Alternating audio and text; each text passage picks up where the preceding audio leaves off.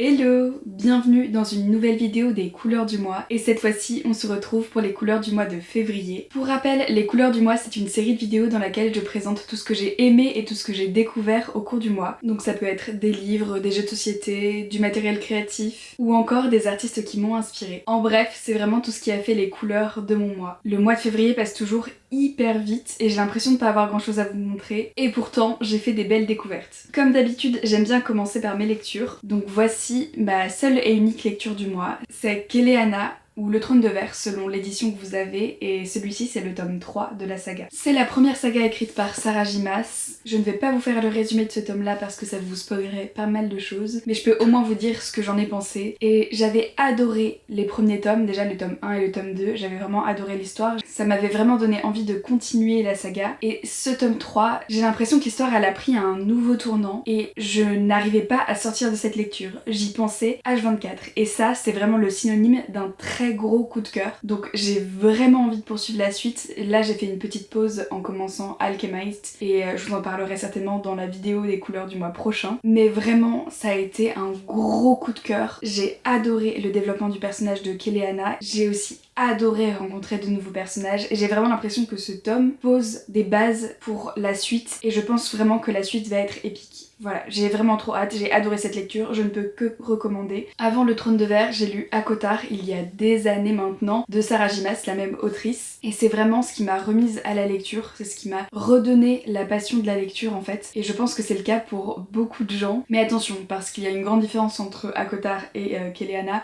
c'est que Keleana, il me semble que c'est du young adulte, ou en tout cas c'est plutôt abordable, alors que ACOTAR c'est vraiment pour les adultes, il y a plein de trigger warnings, donc il faut vraiment être au courant de ça. En tout cas, je me suis fixée comme objectif cette année de terminer la saga Keleana, et j'aimerais vraiment beaucoup commencer Crescent City, et j'aimerais être à jour de toutes les parutions de Sarah J. Maas, parce que je sais que le prochain tome d'ACOTAR va sortir incessamment sous peu, et j'ai extrêmement hâte. Et je sais que tous les univers sont liés, et qu'il est nécessaire d'avoir lu le Crescent City et le Trône de Verre avant de s'attaquer au tome 6, normalement. Enfin, c'est ce que j'ai compris en tout cas. Et de toute façon, c'est toujours un plaisir de retourner dans ses écrits. Bref, voilà pour la lecture du mois, c'est un vrai coup de cœur, vous l'aurez compris. Ensuite, j'ai envie de faire un petit détour par des chaînes dont j'ai un peu dévoré le contenu ce mois-ci. Si, comme moi, vous êtes passionné par l'agriculture, par la production de notre alimentation, eh bien je vous conseille vivement ces deux chaînes là. Donc la première c'est la chaîne Farm Tour de Nicolas Mérieux. J'ai découvert Nicolas Mérieux avec La Barbe il me semble, il y a des années maintenant.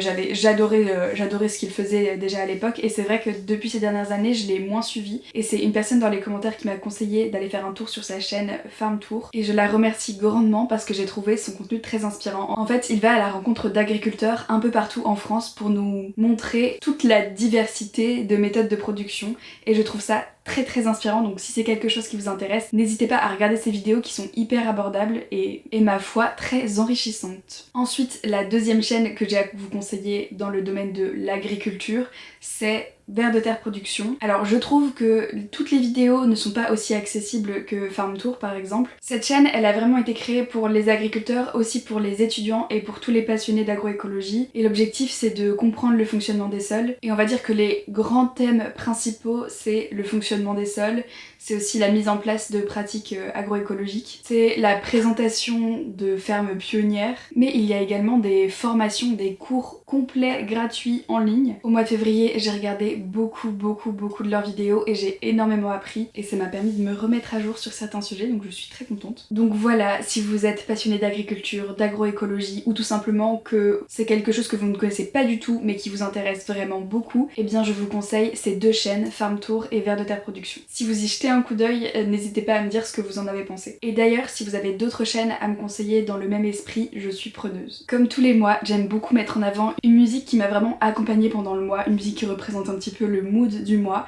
Donc pour février, c'est Fall at Ease de Isaac Ivy. C'est une musique douce et romantique, elle passe très régulièrement dans la voiture le matin et je trouve qu'elle représente très bien le mois de février. Et la dernière catégorie des couleurs du mois de février, ce sont les jeux de société.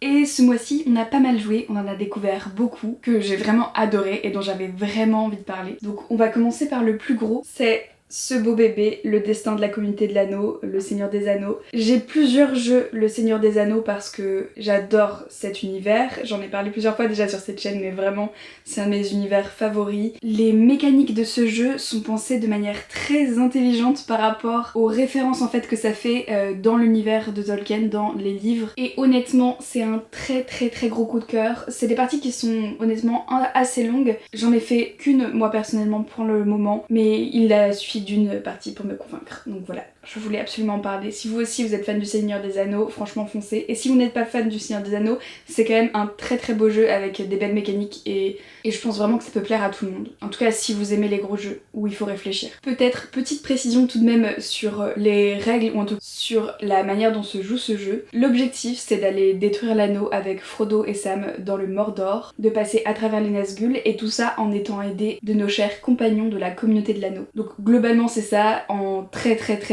simple, mais si ça vous intéresse, n'hésitez pas à regarder des tutos explicatifs des règles de jeu, je pense que ce sera beaucoup plus parlant. Deuxième jeu découvert ce mois-ci, c'est Toy Battle. C'est un petit jeu où on a un plateau et des petites tuiles et en fait on place les petites tuiles et on doit progresser jusqu'à la base adverse tout en protégeant notre base, et c'est vraiment très fun, pas du tout prise de tête, il y a pas beaucoup de matériel, ça prend pas beaucoup de place, c'est un jeu à deux, c'est assez rapide et franchement nous on a été convaincus, donc voilà. Si vous recherchez des bons jeux à deux, je recommande.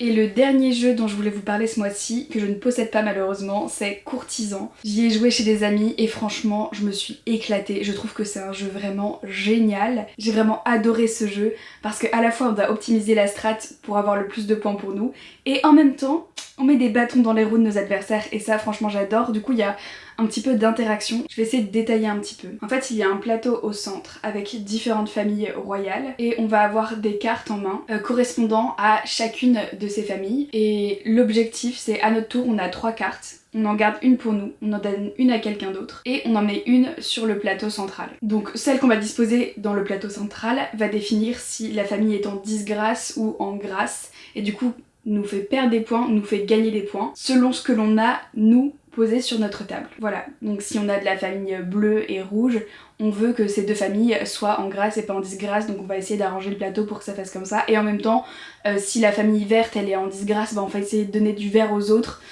pour qu'ils perdent des points. Voilà, en gros c'est un petit peu le principe et je trouve ça vraiment trop drôle, génial, on s'est éclaté et ça a fait en partie les couleurs de mon mois de février. Et voilà, c'est tout ce qui a fait les couleurs de mon mois de février. Je vous remercie d'avoir regardé cette vidéo, j'espère qu'elle vous aura plu et peut-être qu'elle vous aura inspiré. Moi je reviens très bientôt avec une nouvelle vidéo. En attendant, prenez soin de vous et n'oubliez pas que la vie est plus belle en couleurs. Ciao!